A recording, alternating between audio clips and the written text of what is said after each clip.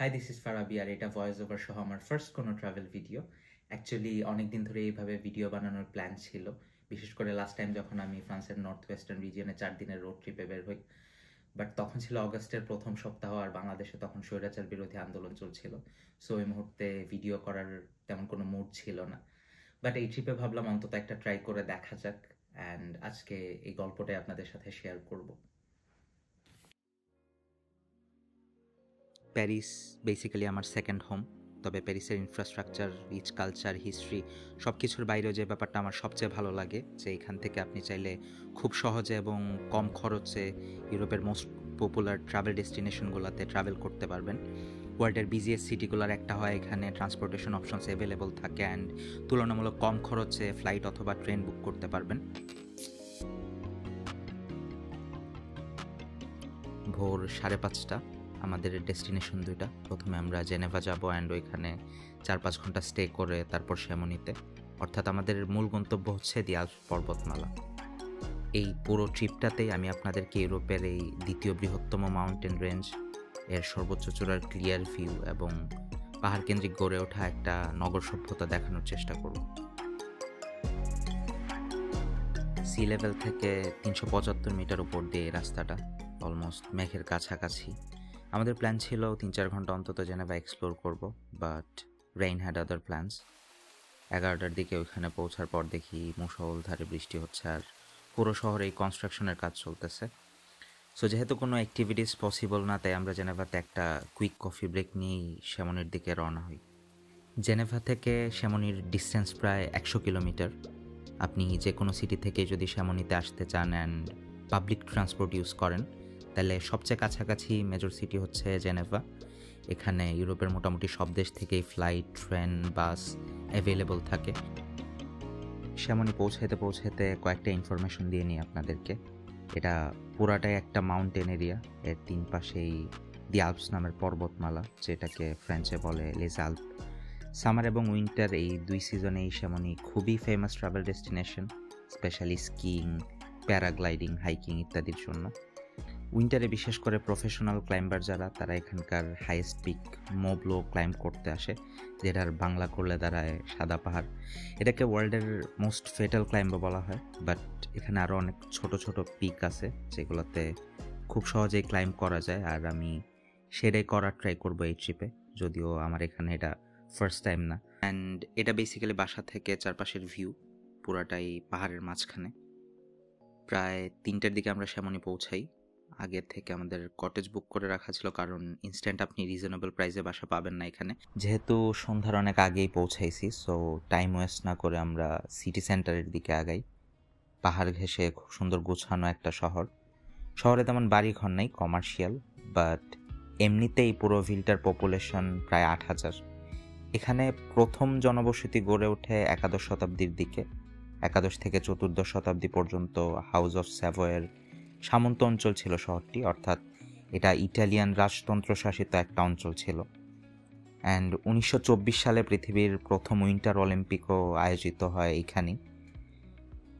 শ্যামনিতে মূলত পর্যটনের বিকাশ ঘটে 19বিংশ শতাব্দীতে। 1821 সালের পর থেকে বিভিন্ন আলপাইন ক্লাব এ অঞ্চলে মাউন্টেন ক্লাইম্বিং শুরু করে। তখন থেকে অ্যাকচুয়ালি ওয়ার্ল্ড ওয়াইড মোবলো পরিচিতি লাভ করে। অ্যান্ড এই শহরটা এক্সক্লুসিভ কারণ এখানে আপনি একই সাথে ফ্রেঞ্চ, সুইস অ্যান্ড ইটালিয়ান এই 3টা কালচারই পাবেন। এই শহরের সবচেয়ে কমন গন্ধ হচ্ছে ওবলোশো, চিজের গন্ধ। লোকাল পাহাড়ি গরুর থেকে উৎপন্ন এই চিজ অ্যাকচুয়ালি আলপাইন রিজিয়নের শত বছরের ট্র্যাডিশন।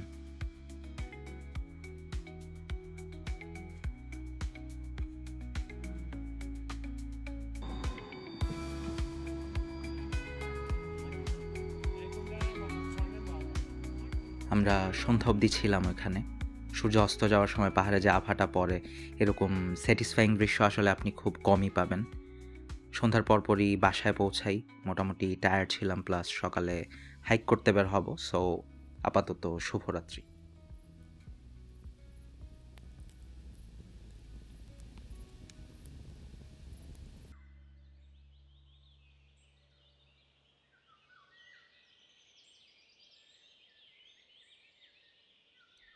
সকালে উঠে দেখি বাইরে হালকা কুয়াশা, আমরা দেরি না করে বের হয়ে যাই ডেস্টিনেশন লা ফ্লেজি, যেখান থেকে আমরা মোবলো অ্যান্ড আরও কয়েকটা পিকের ক্লিয়ার ভিউ পাবো।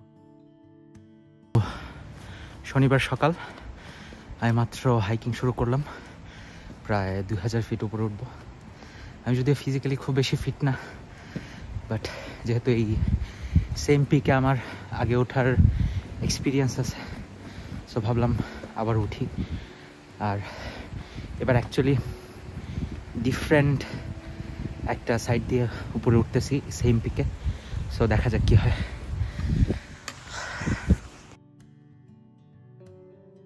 আমরা যেখানে আছি অর্থাৎ দি আলপস, এই মাউন্টেন রেঞ্জটা মূলত 8টা দেশের সর্বমোট 1200 কিলোমিটার জায়গা কভার করেছে। এরা একটা আইকনিক পিক হচ্ছে ম্যাটারহর্ন, যেটা পিরামিড শেপের জন্য বিখ্যাত। অ্যান্ড এই পর্বতমালার পাশ ঘিরে লেক জেনেভা, লেক আনসি সহ কয়েকটা বড় বড় লেক আছে। এর মধ্যে ভিডিওর লাস্ট পার্টে আমি আপনাদেরকে লেক আনসি দেখানোর ট্রাই করব।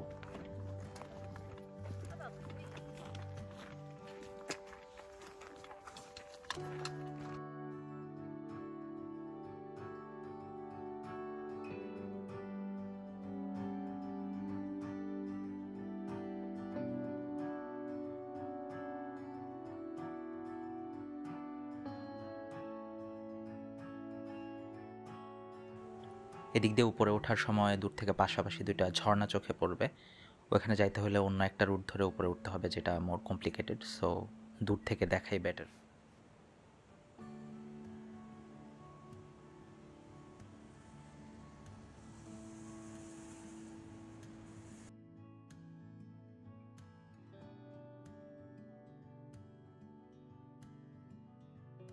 এখান থেকে নিচে যে ছোট ছোট বাড়িঘরগুলো দেখা যাচ্ছে, ইভেন ওইগুলোও সি লেভেল থেকে 1032 মিটার উপরে।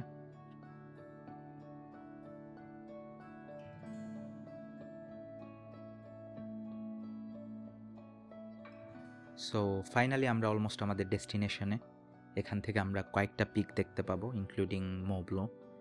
ধারণা করা হয় 30,000 বছর পূর্বে টার্শিয়ারি পিরিয়ডের সময় এই পর্বতমালার সৃষ্টি হয়। অ্যান্ড 1800 শতাব্দীর পর থেকে 6 থেকে 8,000 মানুষ এখন অবধি মোবলো ক্লাইম্ব অ্যাটেম্পটে মারা যায়।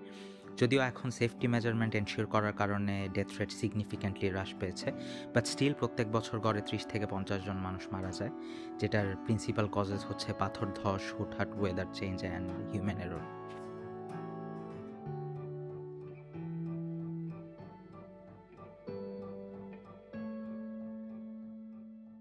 তো ফাইনালি আমি এখন গ্রাউন্ড থেকে 2000 মিটার উপরে, অ্যান্ড আমার পিছনে ওয়েস্টার্ন ইউরোপের সবচেয়ে বড় মাউন্টেন অ্যান্ড ওয়ার্ল্ডের সবচেয়ে ডেডলি মাউন্টেনগুলোর একটা, মাউন্ট ব্লো, যেটার উচ্চতা প্রায় 5000 মিটার। অ্যান্ড আপনি যদি কখনোই প্রফেশনাল ক্লাইম্বার না হন, আপনার পক্ষে এটা ক্লাইম্ব করা কখনোই পসিবল না।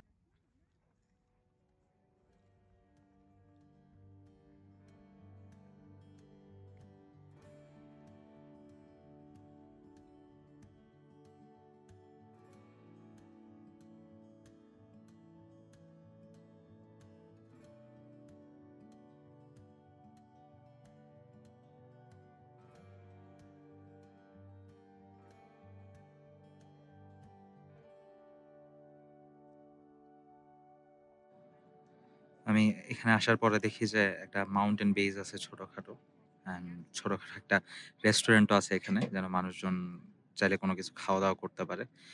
আর প্রচুর মানুষজন আসলে এখানে হাইক করতে করতে আসছে। আমরা যে পিকে আছি এটার নাম লা ফ্লেজি, এর উচ্চতা অ্যারাউন্ড 2000 মিটার। এখান থেকে মোবলো ক্লাইম্ব করতে হলে আপনাকে আরও 2800 মিটার ক্লাইম্ব করতে হবে, যে 2800 মিটার আসলে 100 টাইমস মোর কমপ্লিকেটেড, কারণ আরও কিছু উপরে ওঠার পরপরই আপনার অক্সিজেন স্যাচুরেশন কমতে শুরু করবে। অ্যান্ড খাড়া ট্রেইলও আছে, যেটা ক্লাইম্ব করা প্রপার ইকুইপমেন্ট ছাড়া পসিবল না। এছাড়া একটু উপরে গেলেই তুষার ঝড়, পাথর ধসও অনেক বেশি কমন ব্যাপার। 2014 সালে পাথর ধসে এখানে 6 জন পর্বতারোহীর মৃত্যু হয়, যারা অ্যাকচুয়ালি ওয়েদার ক্লিয়ারেন্স পেয়ে উপরে উঠেছিল, বাট সাডেনলি তুষার ঝড় আর পাথর ধস একই সাথে শুরু হয়, আর ওই গ্রুপের প্রত্যেকেই মারা যায়। পরবর্তীতে একটা উদ্ধারকারী হেলিকপ্টার এসে ওই মৃতদেহগুলোকে উদ্ধার করে।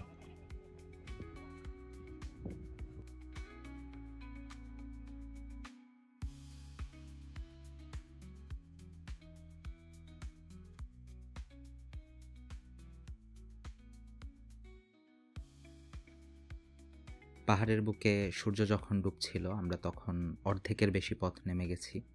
উপরে মোবলোয়ের চূড়ার পিছনে সূর্য অস্ত যাওয়ার সাথে সাথে আমাদেরও একটা আনফরগেটেবল দিনের সমাপ্তি ঘটল। আবার কালকে সকালে দেখা হচ্ছে।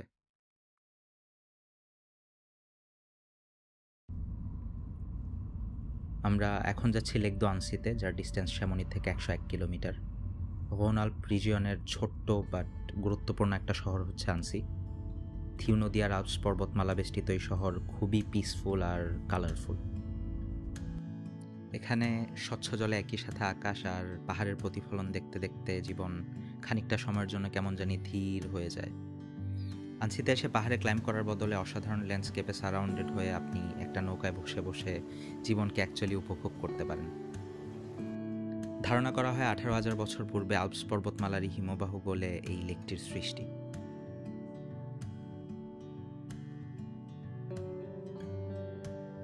মোবলোয়ের উচ্চতা থেকে আনসির শান্ত জল, এই অল্প দূরত্বের মধ্যে এত বৈচিত্র্য আসলে আপনাকে রিমাইন্ড করাবে নেচার কতটা ডাইভার্স আর স্টানিং হইতে পারে।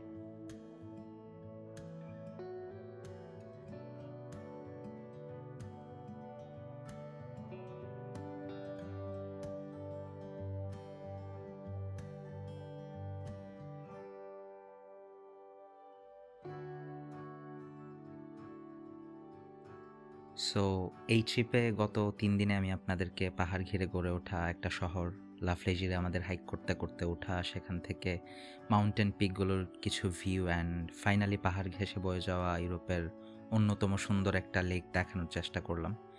এবার এই আলপাইন ওয়ান্ডারল্যান্ডকে বিদায় জানিয়ে আবার প্যারিসের রেগুলার লাইফে ফেরার পালা।